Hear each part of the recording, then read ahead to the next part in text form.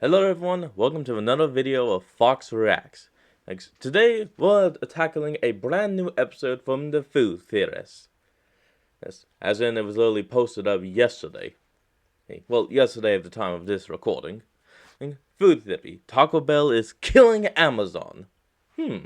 Well, let's see what MatPat has to say, because that actually does sound interesting.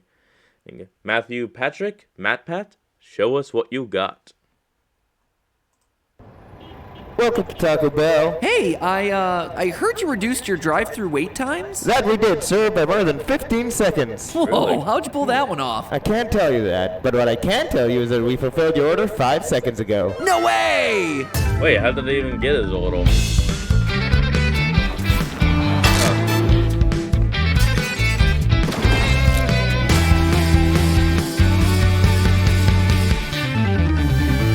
Hello, Internet! Welcome to Food Theory! Yo quiero notification bell. Not to go all grandpa What? pat on you theorists, but boy howdy has Click that fast bell. food changed. Why, back in my day, going to a fast food restaurant meant playing in a bacteria-infested ball pit for a while. Then you would eat your food without bothering to wash your hands. And then we would psychologically forge a lifelong brand loyalty to the restaurant by playing with whatever toy they shoved into our meal. And we were not only liking it, we were loving it. Ba-da-ba-ba-ba. So, of course, these days, a trip to the fast food restaurant Nice. plays out a wee bit differently. Heck, they probably won't even let you eat in the dining room, let alone jump in a ball pit. Point is, there's been a huge shift towards a more contactless fast food experience over the past year due to COVID, and it's turned everything Yeah, on its freaking head. COVID. For instance, McDonald's is now doing 90% of its US sales at the drive-thru window. 90%! And digital orders, that is orders placed through the restaurant's app or through third-party apps like Uber Eats, are spiking as well. Take Chipotle, whose Q2 digital sales grew 216% year over year. And Yum Brands, the parent company of Whoa. KFC, Taco Bell, and Pizza Hut, reports that every single one of their brands has had a record-setting year when it comes to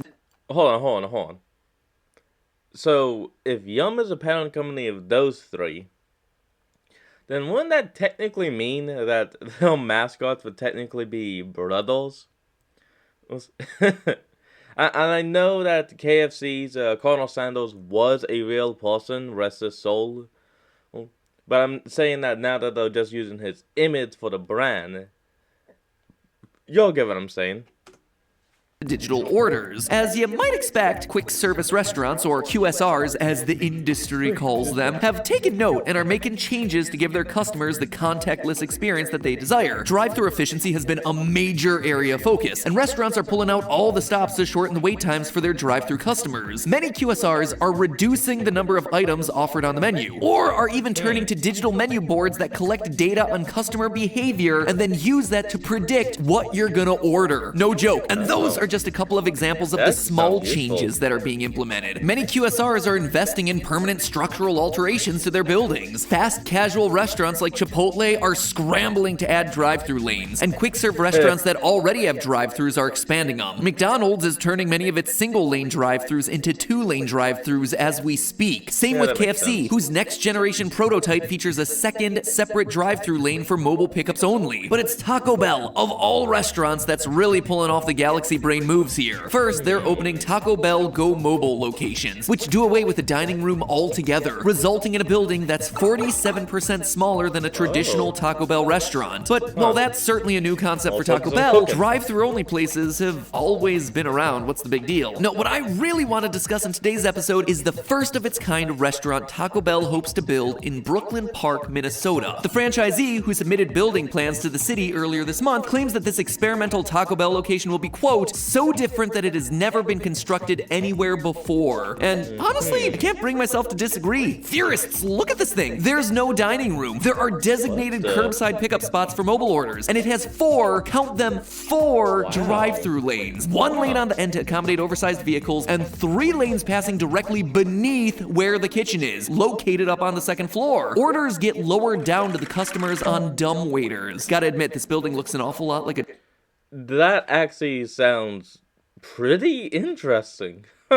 Well, you know, Taco Bell, you may have made the first step in revolutionizing, well, everything MatPat is saying. I mean, it seems like you are going to be the leader of this new food revelation. Food revelation? Food Volution! Hey! That was a word. on this new food-volution.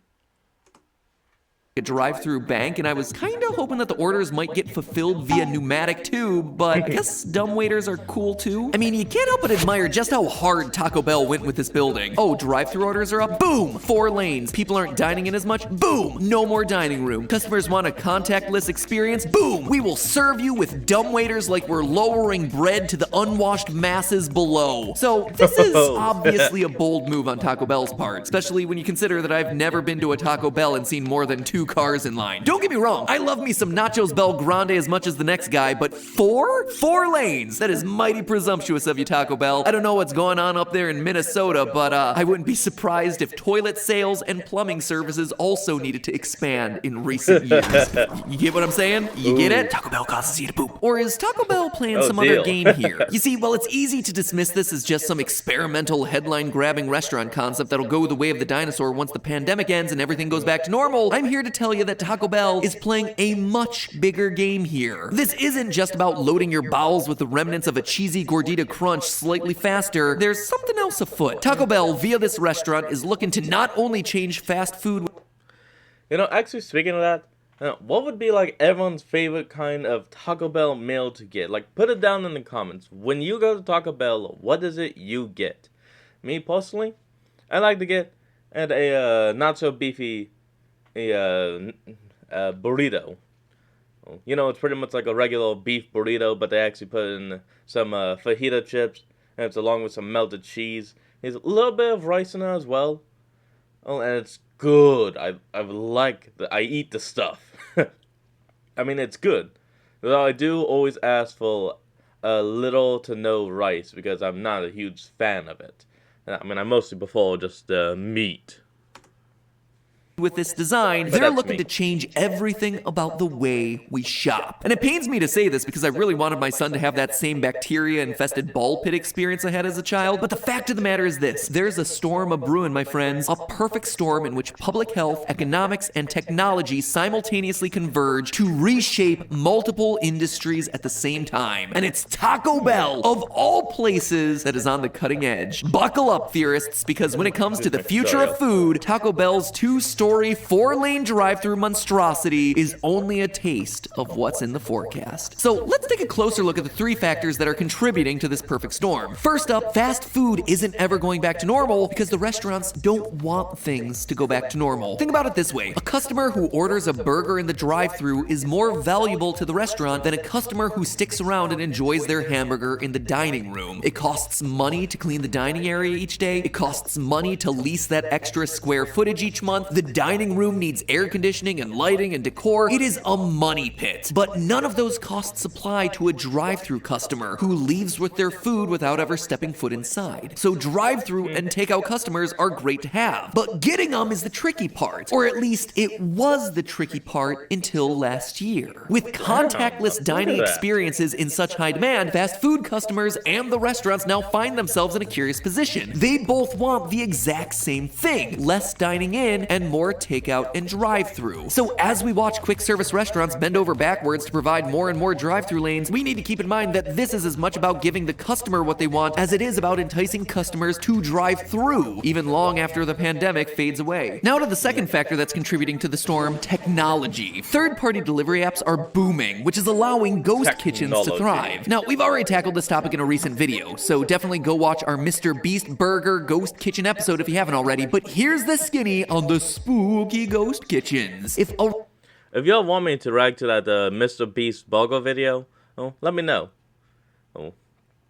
Restaurant has a staff and commercial kitchen that's being underutilized, they can become a ghost kitchen and prepare menu items for other restaurants on the down low. The ghost kitchen gets a cut for preparing the meal, and the customer gets the delicious, professionally cooked meal they wanted, even if it's coming from a restaurant that they might not have expected. Now, the rise of ghost kitchens is great news for this wacky new Taco Bell restaurant, because they couldn't possibly have a more ideal building for this kind of setup. After all, it's designed to fulfill drive-thru and curbside pickup orders as efficiently as possible. control, making it the dream scenario for food delivery drivers. And by becoming a ghost kitchen, or even by sharing their kitchen space with another restaurant, the Brooklyn Park Taco Bell location could mitigate a lot of its risk. Think about it like this. Taco Bell's lowest performing time of day is breakfast. To hedge against this, they could team up with a restaurant that does perform well in the morning, like Starbucks or Krispy Kreme. That way, their second-story kitchen and 4 drive-thru lanes are humming along at full capacity morning, noon, and night. And it's more important than ever for QSRs to operate at max capacity, because it's estimated that by 2022, 70% of all delivery orders will be placed through third-party apps like Uber Eats and Postmates. And this is a bit of a double-edged sword. True, third-party apps bring more customers to the restaurant, but it can come at a steep cost. For example, last year, restaurant consultant Giuseppe Badalamenti posted to Facebook a Grubhub receipt from an anonymous restaurant he works with. After fees and commissions, that restaurant's $1,042 in sales became just $376. Not even enough to cover the cost of the food, according to Badalamenti. Granted, restaurants don't have to sign up with third-party delivery apps, but if 70% of customers are ordering through the apps, that's a little like saying, well, the restaurant doesn't have to stay in business either. Now, some cities have stepped in with regulations that limit third-party delivery app fees, typically around 15% or so. But there are plenty of areas out there with no such regulations, and restaurants don't have the clout to negotiate better terms with the delivery apps in the midst of a pandemic like this. Which brings us to the third factor in this perfect storm that's gonna permanently change fast food for good. Restaurants need a way to stand up to the delivery apps, and joining forces is maybe the best way to do it. Now, possibly my favorite thing about Taco Bell's Brooklyn Park concept, aside from the fact that it seems to have like parking for 10,000 bicycles out front, is how easily the building can scale. Need to add more kitchen space because you've partnered up with a ton of other restaurants and now your shared kitchen is basically a huge drive-through food court? No sweat, just extend your kitchen space a bit further. Oh, and guess what? That creates more space for yet another drive-through lane underneath, which will accommodate the influx of new orders. And if enough restaurants start delivering out of one location, then delivery costs should get driven way down. Not only will all the restaurants sharing the kitchens be able to collectively negotiate better terms with the app, but theoretically, the delivery driver would be able to pick up multiple orders on one trip through the same drive-through. Suddenly, rather than 5 drivers making 5 deliveries from 5 different restaurants, now a single driver can pick up all 5 orders at once at the same drive-through window. Plus, if this drive-through food court grows large enough, they might be able to start their own delivery app, or even reject third-party delivery apps altogether. So Taco Bell was definitely thinking outside the bun with their Brooklyn Park restaurant concept, and ultimately I believe their over-the-top, or should I say under-the-bottom drive-through concept will catch on in one way or another. After all, who doesn't love efficiency? Other commercial businesses could just as easily put this concept to good use as well, because at the end of the day, Taco Bell's designed a contactless distribution center capable of accommodating personal vehicles, and that is a huge deal because it's not just fast food customers who want efficient contactless options. All sorts of customers want those things. That's why grocery stores, home improvement centers, and the likes of Amazon have been dumping outrageous sums of money into solving the logistical nightmare that's called last mile delivery. Last mile delivery refers to the final step of the delivery process, when the product travels from the warehouse to its final destination, usually the customer's house or a retail store's shelf. Say, for instance, you make the wise decision to purchase a Theoryware zip hoodie. Congratulations on your life decisions, by the way, you're gonna look great in that thing. Now, after the hoodie gets manufactured, it begins a long journey to a distribution center. Despite the fact that it's traveling so far, this part of the trip is pretty inexpensive, because that hoodie can be shipped in bulk with thousands of other hoodies, as well as other incredible Theoryware products, which surprisingly would all look great in your home, come to think of it. But when your hoodie reaches the distribution center, that's when things get tricky, not to mention expensive, because those 1,000 Theoryware products must now go their separate ways to get delivered to 1,000 different theorists in the area. Sorry about that. Multiple trucks and schedules and routes have to be coordinated, which is why a whopping 53% of shipping costs go to this so-called last mile, even though it represents a mere fraction of the total distance that hoodie had to travel overall. Meanwhile, drive-thru sidestep last mile delivery entirely. Drive-thru customers straight up drive themselves to the restaurant, aka the distribution center, using their own vehicle and their own gas and their own time, and they pick up the product themselves. Forget last mile, it now becomes more more like last inch. Why do customers do it? Because it's really no skin off their back. Drive-thrus are placed conveniently along routes that they're already traveling, meaning that they can get the product at a moment's notice whenever they want to get it. It's a win-win for fast food products, and with the right kind of building, it can be a win-win for all other types of products as well. So the drive-thru, yes, the lowly drive-thru could actually be the elegant and inexpensive distribution solution that everyone's been looking for, and it's been under our noses the entire time. Imagine pulling into the nearest Taco Bell and ordering a chalupa, a Krispy Kreme donut, and also everything on your shopping list for the week. There's no delivery process to speak of, so Taco Bell is able to offer you all sorts of products that Amazon either can't or won't deliver. Ice cream, eggs, alcohol. When I lived in California, Amazon even refused to ship light bulbs to the house. I can't believe I'm about to utter this sentence, but Taco Bell can fulfill my needs in a way that Amazon never could. A building that allows customers to pick up their orders for themselves or hire someone else to pick it up for them could alleviate the entire problem. Until, of course, drones become a thing and solve last mile delivery for good. So in the end, I just gotta say this. For as dumb as Taco Bell's new design looks on paper, it looks really good when it comes to the future of shopping as we know it. So that looks good for the future of shopping, but do you know what looks good for the future of learning? Skillshare, our sponsor for today's episode. Skillshare is an online... Well, gonna go ahead and stop that right there. I'm sorry to cut you off like that, Matt Pat, but that's your video sponsor, not mine. So I don't want to. Anyway, y'all, thank you for joining me for another video of Fox Reacts Food Theory. Taco Bell is killing Amazon, and as Matt Pat kept explaining, Taco Bell's current design that they're doing up in Brooklyn Park, Minnesota, seems to be doing well what is needed in this day and age. Well, I thank you all for joining me in this video and watching along with me. If you liked the video and want to see it yourself, I'll leave the link to the original video down in the description. And like normal, well, remember to go over there and support them. This is Mass Fox signing off. Have a nice day.